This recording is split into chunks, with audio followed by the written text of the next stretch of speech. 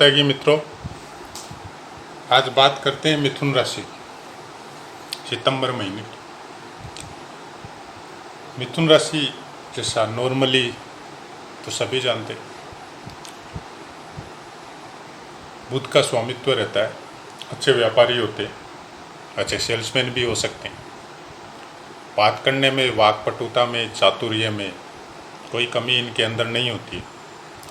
लड़ाई झगड़े से दूर रहने की कोशिश करते हैं या उनमें कुछ कम ही विश्वास रखते हैं।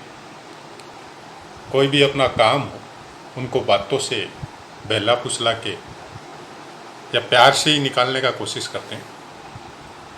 आज बात करते हैं इनकी सितंबर महीने का कैसा फल इनको मिलेगा और किस तरह से रहेगा, और लास्ट में क्या उपाय करना चाहिए, जो सभी राशियों के लिए बता रहा हूँ मैं। चंद्रमा जैसे 1 तारीख को लगन में ही है, लेकिन चंद्रमा का कोई विशेष मैं बताऊंगा नहीं, कारण कि चंद्रमा आपके मन का कारक है और चंद्रमा 2.5 दिन में स्थान चेंज कर लेता है। तो चंद्रमा के विषय में केवल इतना ही बोल सकता हूँ कि चंद्रमा गोचर के हिसाब से 1, 3, 6, 7, 10 और 11 ये 6 स्थानों में इनका शुभ गोचर रहता है। तो जब इनका शुभ गोचर नहीं हो, फिलहाल चंद्रमा 1 तारीख का शुभ गोचर है, उसके बाद में 3रे स्थान में आएगा तब शुभ गोचर हो जाएगा आपके लिए। उसके बाद में 6 स्थान में आएगा तो शुभ गोचर हो जाएगा, 7 में शुभ गोचर हो जाएगा, 10 में और 11 में शुभ गोचर हो जाएगा। तो चंद्रमा का शुभ गोचर देखने का मतलब इतना ही रहता है कि आप कोई भी नया काम करो या कोई भी अच्छे काम के लिए जाओ पहली बार, या कोई चीज़ आपको करनी है जो कई दिनों से रुकी हुई है, तो चंद्रमा का शुभ गोचर जरूर देखें। ये छोटा सा चीज़ है, नोट करके अपने पॉकेट में रख सकते हैं।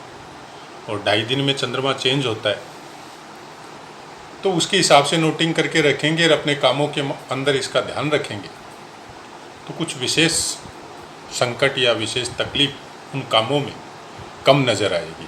उसके साथ साथ चंद्रमा के साथ साथ आप उसका भी नोटिंग रखिए या ध्यान रखिए नक्षत्र का, कि आपका जन्म नक्षत्र कौन सा है और आपके जन्म नक्षत्र के हिसाब से कौन कौन से नक्षत्र आपके लिए योग कारक या शुभ है।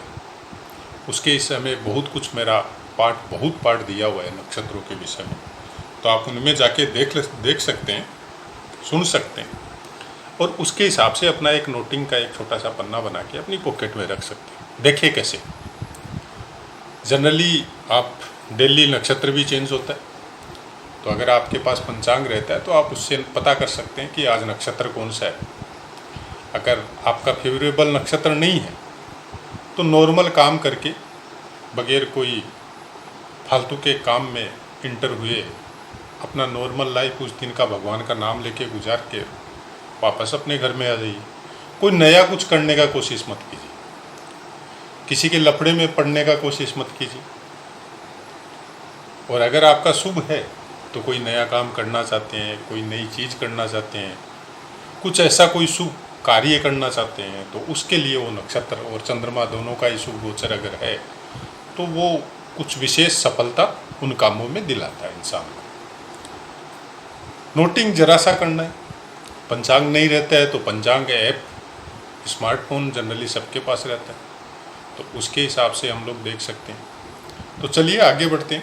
सूर्य और मंगल आपका सिंह राशि में 3रे स्थान में गोचर है और गुरु की पूर्ण दृष्टि है, इनकी भी गुरु पे पूर्ण दृष्टि। तो विशेष सफलता के योग या अपने पराक्रम के द्वारा कुछ अच्छे वर्क आपके इस महीने में नज़र आएंगे, जो शायद पिछले महीने लास्ट से ही नज़र आने लग गए थे आपको। और वो किए हुए कामों का वो जो फल जो मिलना चाहिए, 2 की जगह 5 मिलना चाहिए, वो इस समय में आपको दृष्टिगोचर भी होगा, मिलेगा भी। कुछ धार्मिक यात्रा या मांगलिक कार्य भी आपके घर में हो सकते हैं। और ऊर्जा की कुछ विशेषता आपकी बॉडी में या आपके शरीर में इस समय में रहेगी। कुछ अगर बचपन में है सिंह राशि तो राशियां तो 12 ही हैं, और किसी बड़े की भी हो सकती है, किसी बच्चे की भी हो सकती है, किसी अधेड़ की या जवान की भी हो सकती है। तो अगर बच्चे हैं तो भाई बहनों से इस समय में अच्छा ट्यूनिंग भी रहेगा और आपस में छोटी मोटी झड़पें भी चलती रहेगी। और अगर बड़े हैं तो एक दूसरे का मतलब बातों पे बात विवाद भी हो सकता है और एक दूसरे का साथ भी पूरा रहेगा। तो ऐसा कुछ इस समय में आपस में नज़र आएगा। लेकिन अगर आप स्टूडेंट तो इस समय में कुछ विशेष सफलता आपको नज़र आएगी, चाहे स्टडी के लेवल पे देख लो, अगर खेल कूद में इंटरेस्टेड है तो वहाँ पे देख लो, या फिर आप सर्विस वगैरह में हैं या बिजनेस में हैं तो कुछ विशेष सफलता का योग इस समय में आपको नज़र आएगा और आप सफल भी होंगे हर काम में, चाहे स्टडी हो, चाहे कंपटीशन एग्ज़ाम हो, चाहे बिजनेस हो। कुछ अच्छे जो पहले से जो चलते आ रहे हैं उल्टे पुल्टे काम, उससे कुछ निजात मिलेगी और कुछ सफलता का योग इस समय में आपका बनेगा। चतुर्थ स्थान में आपका बुध और शुक्र गोचर में चल रहे हैं और चतुर्थ स्थान में बुध अपनी स्वराशि में बैठ के शुक्र नीच राशि में अपनी उच्च राशि को देख रहा है। तो यहाँ पे कुछ संपत्ति के योग बन सकते हैं आपके, कुछ फिक्स्ड एसेट्स हो, कुछ ज़मीन जायदाद हो या ज़मीन जायदाद से संबंधित कोई काम जिनमें आपका कमीशन संबंधित कोई काम वो आपका हो सकता है। कुछ विशेष प्रॉफिट इस समय में आपको इस क्षेत्र से नज़र आ सकता है, या तो आपकी खुद की कोई ज़मीन का सौदा हो सकता है या फिर आप कोई ऐसा सौदा करवाएंगे जिससे आपको कमीशन या इनकम क्रिएट होगी। ऐसा कुछ इस समय में आपके साथ हो सकता है। शनि आपके अष्टम स्थान में बैठ के, कोई शक नहीं है, आपकी आयु को, आपके स्वास्थ्य को बढ़ा रहा है और भाग्य स्थान का भी मालिक है। तो कुछ अचानक से कोई ऐसा योग भी इस समय में बन सकता है कि अचानक से थोड़ा कुछ इनकम का सोर्स या कोई रुका हुआ धन है तो वो अचानक से आपको मिल जाएगा। अब यहाँ पे राहु आपके 12वें स्थान में बैठ के कुछ डिस्टर्ब कर रहा है। लाइफ जो नॉर्मल लाइफ चल रही है वैसी नहीं चलेगी, कुछ ना कुछ डिस्टर्बेंस आपको इस समय में नज़र आएगी राहु और शनि की योग से, क्योंकि राहु यहाँ पे 7, 8, 9 शनि को देख भी रहा है। तो कुछ तकलीफ़ें जीवन में, स्वास्थ्य में समझ लीजिए आप, जो आराम मिलना चाहिए घर में वर्क करने के बाद में आदमी ऑफिस या बिजनेस में जब घर में आता है तो कुछ अशांति का अनुभव इस समय में आपको हो सकता है। तो ऐसे कुछ योग चलेंगे। बुध शुक्र पे भी राहु की दृष्टि रहेगी और यहाँ पे कुछ अलग टाइप का मतलब ऐसा नज़ारा भी आपको देखने को मिल सकता है कि जो कभी देखा ही नहीं हो, कभी सोचा ही नहीं था आप, मतलब मन में ऐसे सोचेंगे कि ऐसा तो मैंने जीवन में ही नहीं सोचा था, फिर ये सब क्यों हो रहा है। अब उसमें अच्छा होगा या बुरा होगा वो आपकी थिंकिंग के ऊपर निर्भर होगा। राहु के विषय में एक विशेष बात आप सब जानते हैं लेकिन उसको फॉलो नहीं कर रहे हैं। राहु आपको कोई तकलीफ नहीं देता है, न राहु आपके साथ कोई गलत करता है। राहु आपको भ्रम देता है हर चीज़ का, और भ्रम की वजह से पीड़ा पाते हैं। जब हर चीज़ का भ्रम का वातावरण जब दिमाग में संचार होता है तो आदमी उस समय में अगर माइनस थिंकिंग में आ गया तो गलत कर लेगा, अगर प्लस थिंकिंग में आ गया तो बहुत अच्छा कर जाएगा। राहु का फल यही। और यहाँ पे कुछ तकलीफ आपको राहु की वजह से कुछ आई होगी दिमाग में, वो नॉर्मली 6 तारीख तक रहेगी। 6 तारीख बाद में आपका शुक्र यहाँ से हटके यहाँ आ जाएगा, अपनी राशि में आ जाएगा और मंगल यहाँ से चेंज होके इसमें आ जाएगा बुध के साथ। 17 तारीख को सूर्य भी ये वहाँ से हटके यहाँ आ जाएगा। तो 17 तारीख तक बुध और शुक्र का योग बहुत अच्छा रहेगा। इसमें कोई शक नहीं है कि आने वाला समय या इस समय का जो मैंने बताया था संपत्ति के बारे में और के बारे में, वो योग अच्छा है, बहुत अच्छा रहेगा। बुध आने के बाद में और भी अच्छा रहेगा। लेकिन जैसे ही सूर्य आएगा 17 तारीख को तुला राशि में, क्योंकि शुक्र निकलेगा 6 तारीख को और 17 तारीख को सूर्य यहाँ से इसमें आ जाएगा आपको चतुर्थ स्थान में। तो सूर्य और मंगल और बुध तीनों का योग यहाँ पे आपके चतुर्थ स्थान में होगा। तो इस समय में कुछ विशेष थोड़ी सावधानी भी रखने की ज़रूरत है। सावधानी इन द सेंस आपको कोई विशेष कोई प्रॉब्लम इस समय में नहीं होगी, लेकिन प्रॉब्लम इतनी होगी कि अगर माता का स्वास्थ्य थोड़ा गड़बड़ है तो उसमें प्रॉब्लम हो सकती है, या आप कोई एक्स्ट्रा एनर्जी की वजह से ऐसा काम कर सकता है कि करना पड़ सकता है कि बाद में आपको लगे नहीं है तो मैंने गलत कर दिया, क्योंकि तो अपनी एनर्जी और अपनी ऊर्जा को कंट्रोल रखें। हालांकि बुध ऐसा कुछ होने नहीं देगा, वो भी साथ में ही रहेगा यहाँ पे, लेकिन फिर भी सावधानी जरूरी है। कारण है कि राहु की दृष्टि रहेगी, और राहु की दृष्टि रहने की वजह से सूर्य का पावर थोड़ा वीक हो जाता है। सूर्य के विषय में मैंने पाठ दिया भी है आपको कि 17 तारीख तक जब ये चेंज होगा, उसके पहले तक आपका सूर्य पूरे महीने में पिछली 20 तारीख से लेके सूर्य संक्रांति का क्या फल हो सकता है, तो आप उसको भी रीड कर सकते हैं। और इसका जो सूर्य संक्रांति आएगा उसके पहले इसका भी पाठ मैं पोस्ट कर दूंगा, तो आप देख लीजिएगा अपने जन्म नक्षत्र के से सूर्य का संक्रांति आपको पूरे महीने कैसा फल देगा। ओवरऑल मिथुन राशि के विषय में मैं इतना बोल सकता हूँ, इस समय में ठीक है। कोई विशेष प्रोग्रेस जमीन जायदाद के क्षेत्र में या उससे संबंधित कोई इनकम के क्षेत्र में आपको मिल सकती है। ऊर्जा की स्वास्थ्य में कोई प्रॉब्लम आपको आने वाली नहीं है। थोड़ा सा भ्रम का वातावरण आपके दिमाग में एनी टाइम रहेगा, तो उसके लिए सबसे पहला उपाय तो यही है कि आप अपने इष्ट का या जिनकी भी आप पूजा करते हैं, जिनका भी आप ध्यान करते हैं, उनका नाम लीजिए और अपने आप को पॉजिटिव रखने का कोशिश कीजिए। खासकर चंद्रमा का विशेष ध्यान रखिए। जब जब शुभ गोचर होता है उस दिन का विशेष ध्यान रखिए। नक्षत्र का शुभ गोचर का थोड़ा ध्यान रखिए, नोटिंग करके रखिए अपने पास। मिथुन राशि के विषय में वैसे तो हर संकट से निकलने वाले इंसान होते हैं। ये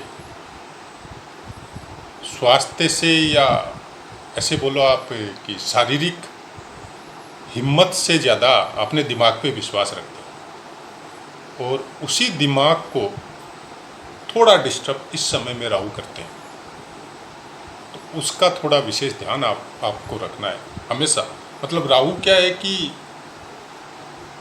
अब अगले महीने फिर थोड़ा ठीक हो जाएगा, 4-5 महीने 6 महीने तक। कारण कि सूर्य फिर राहु के जाल में जल्दी से नहीं आएगा, वो एक एक महीने चलते रहेगा। तो सूर्य तभी आएगा जब या तो सूर्य फिर यहाँ आएगा या फिर यहाँ आएगा। अदरवाइज यहाँ आएगा तो इतना नहीं आएगा, वो अंशों का फर्क रहेगा। जितने अंश तक एकदम क्लियर दृष्टि रहेगी तब थोड़ा प्रॉब्लम हो सकता है। अदरवाइज वैसे भी 6 हाउस में राहु सूर्य एक दूसरे को देखेंगे तो वो इतना फर्क आपके ऊपर पड़ेगा नहीं, वो अच्छा ही फर्क पड़ेगा। केवल यहाँ आएगा तब थोड़ा ध्यान रखने का ज़रूरत है। तो मैं कोशिश करूँगा हर महीने प्रिडिक्शन देने की।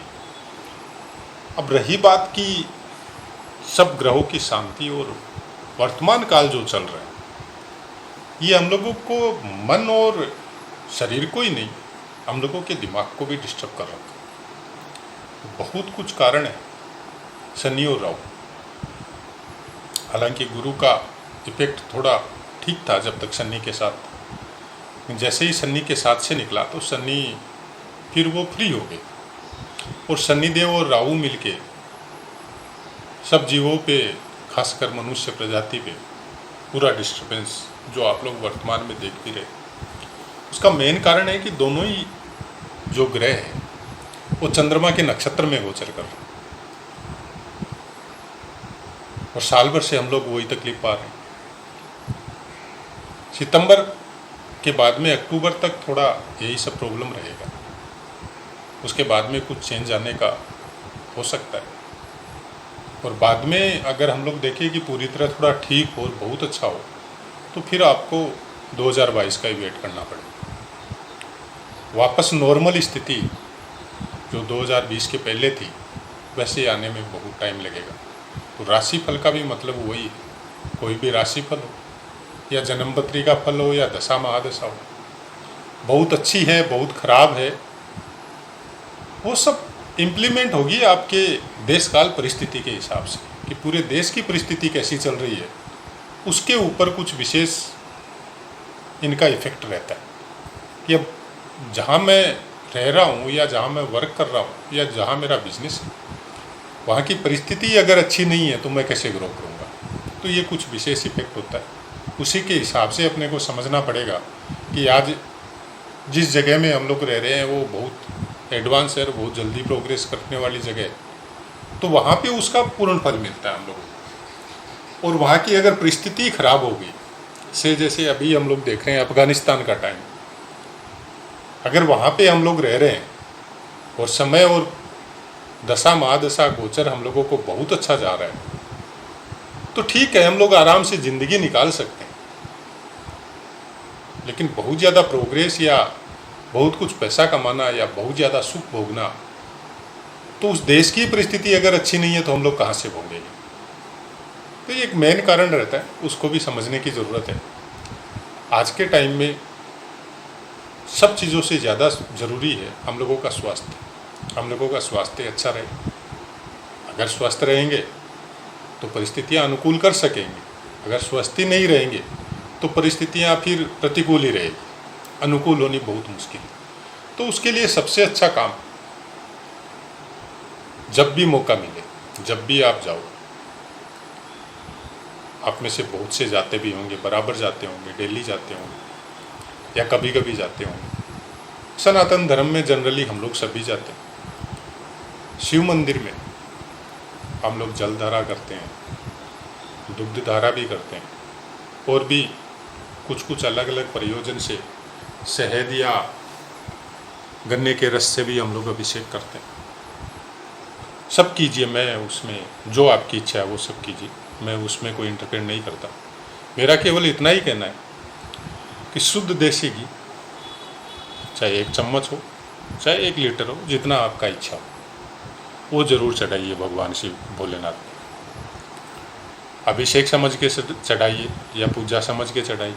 अभिषेक करना और आपकी अगर परिस्थिति आपको इजाज़त देती है तो शुद्ध देसी घी से आप अभिषेक कीजिए इस प्रेजेंट काल के लिए। बाकी आप जैसे इनका गोचर नक्षत्र चेंज होता है अगले साल तक, इस साल में भी होगा, तो उसके बाद में आप अलग चीज़ कर सकते हैं। लेकिन अगर 1-2 बार भी ऐसा कर सकें तो स्वास्थ्य की दृष्टि से बहुत उत्तम रहेगा। ये केवल आपकी मिथुन राशि बोल के मैं नहीं बताता, मैं कोई भी उपाय जनरल राशि बोल के मैं कभी नहीं बताता, क्योंकि राशि बोल के कोई उपाय नहीं होता। उपाय सबके लिए ही होता है, पूरे मनुष्य जाति के लिए ही होता है। अब जो कोई राशि बोल के बताते हैं और आप उनके अनुसार करते हैं, मैं उसमें कोई इंटरफेयर भी नहीं करता, क्योंकि राशियों से उपाय नहीं बताए जाते। ये मेरा अपना थिंकिंग है। कारण राशियां तो 12 ही है ना, और सब इंसान 12 राशियों से ही वशीभूत है। तो एक्चुअल अगर उपाय करना है तो आप अपनी जन्मपत्री का प्रेडिक्शन और नक्षत्रों का प्रेडिक्शन करने के बाद में कोई करे तो वो ज़्यादा इफेक्टिव है। केवल राशि के ऊपर कभी कोई उपाय मेरे को थोड़ा कम नज़र आता है, चाहे अभ्यास में हो, चाहे एस्ट्रोलॉजी की या ज्योतिष संबंधित जो पुस्तकें हम लोग पढ़ते हैं उसके अनुसार। हाँ, आपका गोचर अच्छा नहीं चल रहा है, कोई आपका दशा महादशा कोई अच्छा नहीं चल रहा है, आपकी कुंडली के हिसाब से विशेष नक्षत्र अभी भेद हो रहे हैं, या ग्रह कोई अच्छे योग कारक हैं वो भेद हो रहे हैं, तो उसके अनुसार उपाय बताया जा सकता है। लेकिन प्योरली राशि के हिसाब से सब राशियों के लिए अलग अलग उपाय नहीं होता। मैं आपको मिथुन राशि है तो बुध के लिए कोई विशेष उपाय बताऊं तो कैसे बताऊं? पता नहीं है बुध किसका कहाँ पे है। अगर शुरू में ही आपका लगन में ही बुध बैठा हो तो होल लाइफ योग कारक है। अच्छे ग्रह के साथ बैठा है तो और भी अच्छा है। अब जब बुध आपका दूषित ही नहीं है तो उसका उपाय बताने से कोई मतलब नहीं। उपाय उन ग्रह का बताया जाता है कि जिनका आपको पावर कम मिल रहा है, जिसकी पावर लेने की जरूरत है, या जिसका पावर ज़्यादा मिल रहा है लेकिन वो पावर आपको चाहिए नहीं, तो क्या करें? उसका पावर तो आप कम कर नहीं सकते। कोई बोलते हैं दान करने से कम होता है, मैंने ऐसा नहीं देखा। प्रैक्टिकल में अगर आप अभ्यास में देखो कि हम लोग अपने शास्त्रों को ही ले, वेद पुराणों को ही ले, चाहे संतों से सुने, तो हमेशा यही सुनने को मिलता है कि दान देने से धन नहीं घटता, लुटाने से घटता। तो जिस ग्रह से संबंधित जो ऊर्जा आपके पास अननेसेसरी या ज़्यादा है, उसको अगर लुटाएंगे तो घटेगी, दान देने से नहीं घटेगी। दान कितना दिया जाता है, ज़रूरतमंद को थोड़ा सा, अब लुटाने बैठ गए तो घटेगी। तो ऐसा कुछ मेरा खुद का अपना प्रिडिक्शन है, जो आज 20-25 साल से अभ्यास में देखते हुए समझ रहे हैं, विद्वानों के साथ वार्तालाप करने से समझ रहे हैं। बाकी कोई विशेष मिथुन राशि के लिए कुछ नहीं है। एक ही है, जब भी शिव जी के मंदिर में जाएं सॉरी, तो शिवलिंग पे ये जरूर कीजिए, शुद्ध देसी घी जरूर चढ़ाइए, उससे आपके स्वास्थ्य की दृष्टि से बहुत उत्तम रहेगा। आशा है मित्रों आपको समझ में भी आया होगा, और कोशिश, या मेरी कोशिश यही रहती है हमेशा हर वीडियो में, कि जो नॉर्मल भाषा हम लोग आपस में बोलते हैं उसी में मैं आपको समझाऊं। कुछ अलग से कोई ऐसे शब्द जो समझ में ही नहीं आते हैं, उसको समझने के लिए फिर कमेंट करना पड़ता है। मैं वैसी कुछ भाषा यूज करना भी नहीं चाहता, बोलना भी नहीं चाहता। अब अपनी वाणी को विराम देता हूँ और आपसे आज्ञा लेता हूँ। जय माता की।